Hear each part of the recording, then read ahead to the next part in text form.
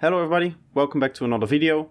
Now today I want to do something I've done a long time ago, which is to explain 5 different synths useful for Psytrance. The reason for that is because I recently did a little bit of a poll on how I could improve my YouTube channel, and one of the things that was brought up is that I'm often kind of glossing over the basics of Psytrance.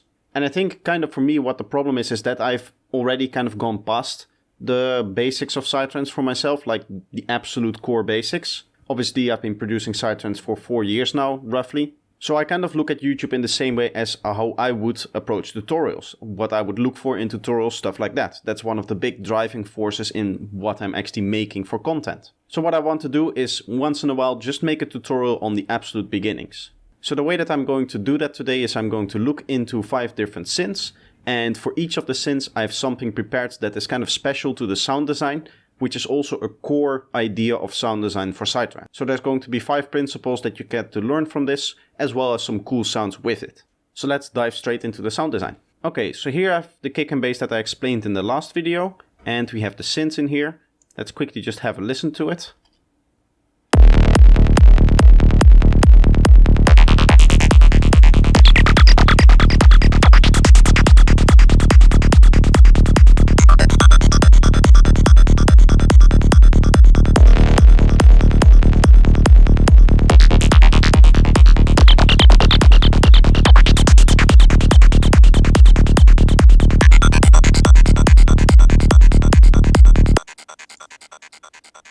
Now it's important to know that this is just focusing on the sound design. These aren't actually mixed in properly, and I didn't take the time to make them sound as good as I wanted because I wanted to focus purely on the sound design techniques. So for that reason I have not actually processed the individual synth here. As you can see, I've just processed the group with a simple OTT, saturation, echo boy and a little bit of an EQ to get rid of the bass frequencies. So this is very standard stuff in terms of standard processing on a synth sound, but obviously if you process each synth sound individually you'll get much better result. So I'm now going to turn off the effects and we can listen to it again.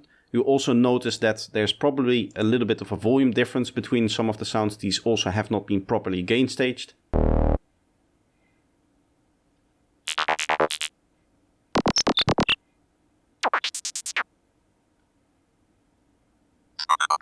But those are the sounds that we're going to be making today, the actual sound. So looking at the first sound, we have a squelch. And a squelch really is a saw wave going through a bandpass where both the saw wave's pitch and the bandpass are modulated. Now there's different types of squelches. The one that I went for is kind of a pitchy, plucky squelch with the bandpass kind of slowly going over it. What that allows you to do is kind of create these transition moments where in this case we're transitioning right into this point. So right on the halfway bar here.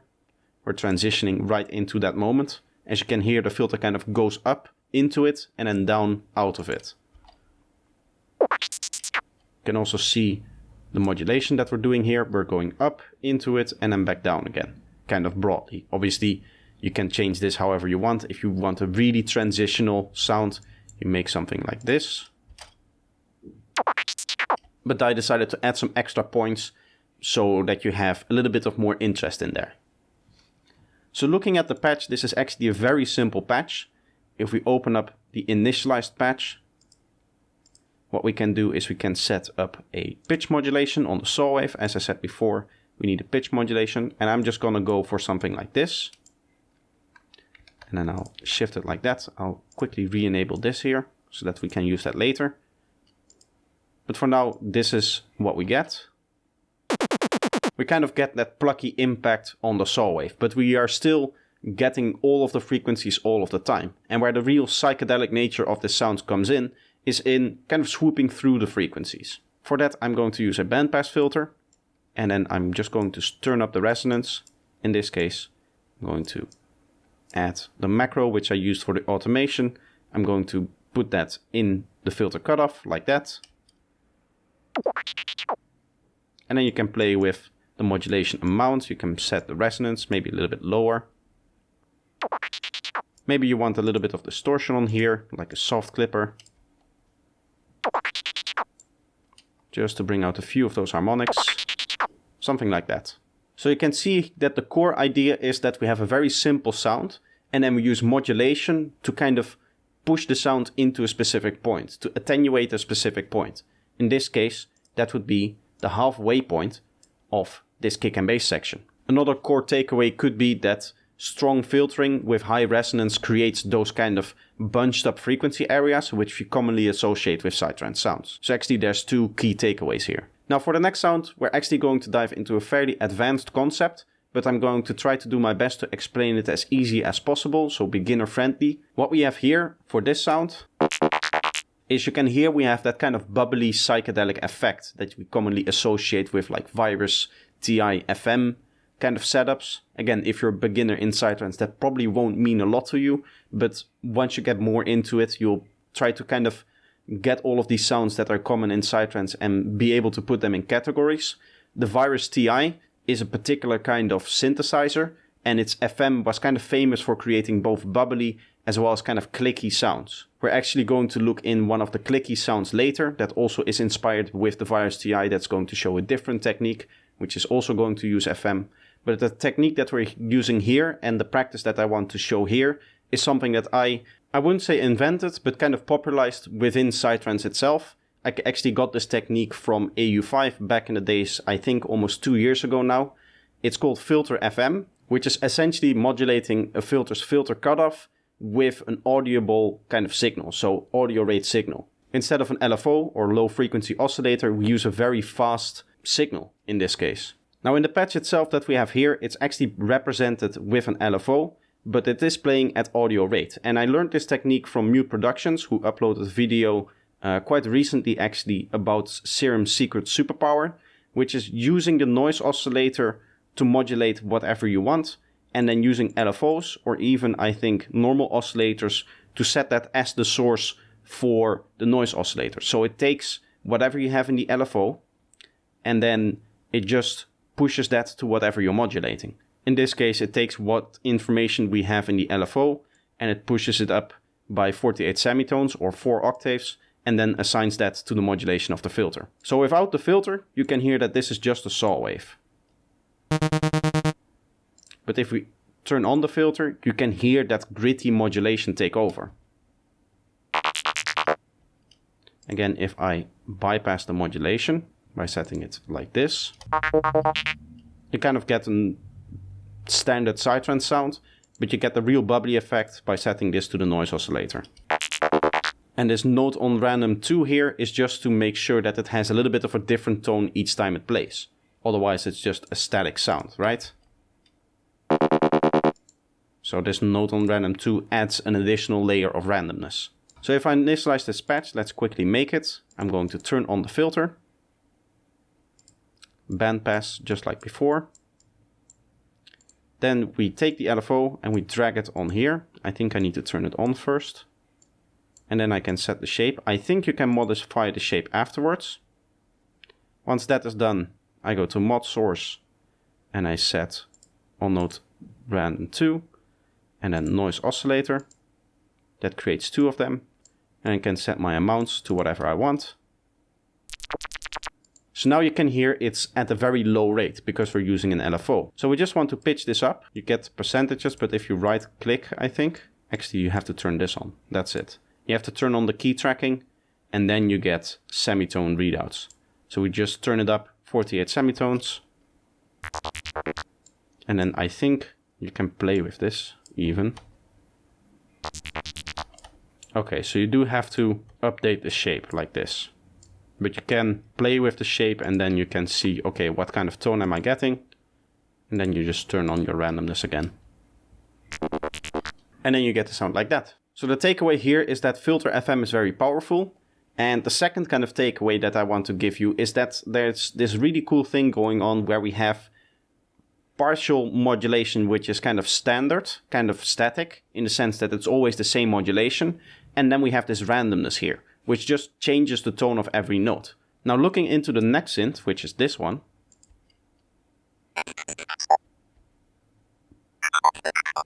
We get a lot of randomness. And in fact, if we go to the modulation, you can see that I'm using randomness all the time here. And I'm actually using 2 different random modulators. The reason for that is each random modulator will always send the same value to the different modulations that it's using.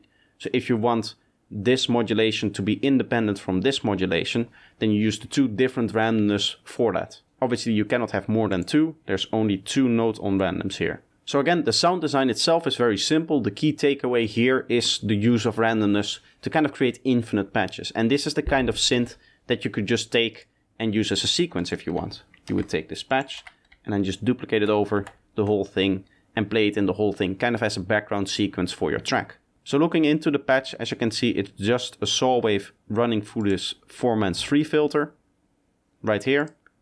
And then we have another bandpass here just to add some tone to it and kind of hump everything up in the single frequency area. That then goes through a downsample and then a hyper dimension. As you can see, the dimension is turned off. We just use the hyper here. So the things that we are modulating here with the randomness is the filter cutoff, the formant. We have the bandpass filter here, the drive and the mix. Now I'm not going to make these ones from scratch anymore because I think my explanation is actually good enough for you to actually create the patch. And again, it's all about the key takeaway and not the exact patch. I can sit here and just give you numbers to write into the buttons, but that won't actually teach you any sound design. That will just teach you a single patch, which in my opinion is not really that useful. The next sound that we're going to look into is this one. Now this one is again randomly based, and there's a little bit of a strange thing going on with this sound in that it has this kind of high pitch peak to it. I personally think it's a very cool sound for the kind of more darker and maybe even like forced psytrance. This is not something that I would personally use on my own tracks, not in this current state. But as you can see, the sound is even more simpler in that we're not using a filter and we're not using any effects. All of this sound is just coming directly out of the oscillators, and we have just one modulation that is providing the randomness in the sound, that's providing the change in tone at every playthrough of the sound. So this is the type of FM that I was talking about earlier. This is the kind of virus TI FM where it's very, very clicky. And if you listen carefully to the sound, you can hear that clicky texture in there. Now again, this is a kind of technique that I found somewhere else I think on YouTube as well. But this time, instead of just taking that technique and applying it directly, I had to do some bending work to actually develop this technique out to what it is today.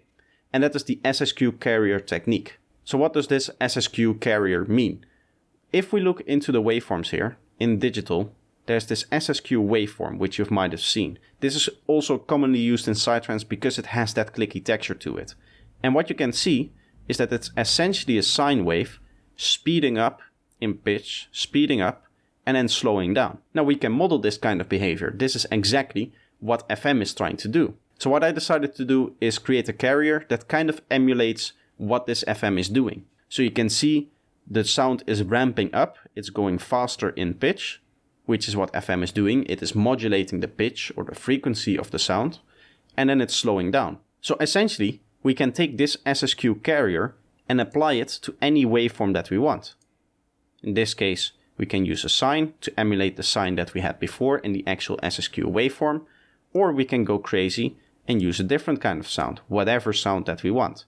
So this opens up a whole different kind of style of sound designing in that you can just choose shapes here and it will always generate that kind of clicky, FM-y kind of sound, which is very commonly associated with the Virus TI, which is also a kind of FM that kind of creates the same kind of sound. Now in this case, as I said, I went for a little bit more of a high-end heavy kind of foresty lead.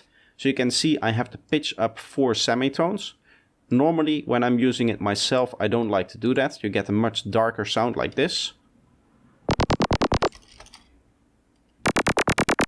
You can turn up the FM to get a little bit of a stronger click in there. But you can hear that kind of gritty, transient kind of sound that we're getting from this. So I'm actually going to initialize this preset again here because it's useful to know how to actually make this carrier. I've opened the waveform editor here and I'm going to set this to 7. That allows me to do is just turn up this slope here. And then if I set it to 1, I can turn it down again. And this creates the basis of our waveform. Now I can go in here and open up the remap. Let's edit that. For some reason it looks like that, which is not normal. But you can create a point while it's on 8, the grid. And then we just hold Alt and Alt like this and this. And this then allows you to draw it in. And you can set whatever settings that you want. Maybe you want this to be a little bit stronger, this to be a little bit stronger. Finally, if you just want to save this as a waveform, this carrier for quick access, you can actually render oscillator beat warp, and that will take this warping and actually turn it into the wavetable. So now this is embedded within the wavetable. That way you can save it as a wavetable and just quickly load it up whenever you need it. Then for the actual sound here, we can use FM from B, turn that up all the way, and obviously turn this into the shape that we want. And now with the saw wave, we get something like this. For the saw wave, it's a little bit too strong for me. Sometimes I do like to use the square wave. So we can go to basic shapes and then the square wave. Now this is the type of sound that I would normally run through a filter. It's a little bit too gritty for my liking, a little bit too full in terms of the frequency. So to get back to the sound that we were actually creating, the sound that we had before, let's actually turn this down to a sine wave. And then we turn this up by 4 octaves. And finally for the modulation, we just add our note on randomness. And we can set our amount. Make sure this is bipolar in this case, and now you get something like this. So you get that kind of chirpy high-end effect here. So the main takeaway here is that this FM thing is very useful, this SSQ FMing that we're doing here. What you might notice is that you can kind of read what the pitch is doing versus the waveform, right? You can hear how we have this click here in the waveform that is represented by the sudden decrease in pitch. And once you know that information, what that allows you to do is experiment with different shapes. So you can go into the remap maybe again, make it more extreme. You can, I don't know, set up a different remap, maybe something crazy like this, and just see what that gives you. Maybe something like this. This seems to be pretty clicky here. You get a nice clicky sound there. Maybe you want to turn that up. Get another click, like a few extra clicks in there. You can kind of hear how it's like not a single click anymore. You can hear the multiple clicks going on here. So as I said, playing with the FM carrier here is a very common technique. Now for the final sound, I actually want to talk about the main takeaway first before we get into the sound design. Because the sound design again is going to be very, very simple. The core idea here is that up until this point, I've only shown you kind of sequence sounds, right? If we look into these presets, you can see they all use the same MIDI. In fact, I just took the MIDI and copied it over. It's all the exact same. What that means in terms of sound design is that they all have the same function, in that it's just a little bit of grit that is added around a point, or in this case, really flows into a point and then back out again. We have defined this line here for this particular sound, and we sweep into it and then back out again. For these other sounds, they kind of sit around the point. We have defined this as a point of interest, which again is halfway between this part and this part. And then we've decided, okay, we put this synth here, and that's going to generate the interest for that point. And the way all of these 4 synths have achieved that up until this point is just by being around there. It's playing a little bit in front, it's playing a little bit behind. It's just generally in the vicinity of the point that we find interesting. And if we look into the points, and this is something else to take away more in the sense of arrangement, you can see that we've taken our full loop and we've basically made divisions. So we've made a division here, and then we put a sound in there. And then we take this section, made a division halfway in between, and put this sound here. And then we've taken this section and put a division and put a sound in there. You basically are creating these smaller and smaller divisions, and every time you have a point for the division, you put the sound there. Now this is one of the very basic aspects of arranging Psytrance, and I've actually been talking a lot about it with some of my students, actually multiple students. So this might actually be a good topic for me to cover in a video as well, as it is again a very basic concept, but something that's not often talked about in Psytrance is how do you actually take all of these synths and arrange them, and other elements as well. But with that little rant out of the way, let's actually go back into the sound and learn about the final thing that I want you to take away from this video, and that is that there's different types of sounds that we're trying to create. As I said, we had the vicinity kind of sound, where the sound just sits around the point of interest. What we have here is kind of an impact sound. And as you can hear and also see from the patch, this is actually a very basic sound. It's just 2 saw waves, one is 7 voices and detuned, going through a static filter with no modulations whatsoever. This is the whole sound. But what I wanted to show with this sound is that it has a different function. It has an impact function. if we listen to it again with the effect on, especially the echo boy here, you can really hear how it gives impact to this particular section.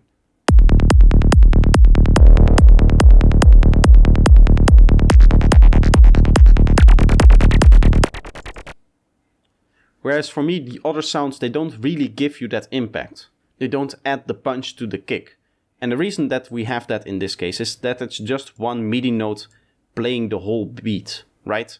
So it's giving that extra power to the kick in the sense that it plays together with the kick, so it gets that power from the transient of the kick already, and then it just extends that power through the whole beat up until the next kick. And then with the delay, it just kind of fades out over this whole time here. So there's actually several categories of sounds. We have the impact sound, like we discussed here. We have that vicinity sound that we discussed before, the 4 examples from before.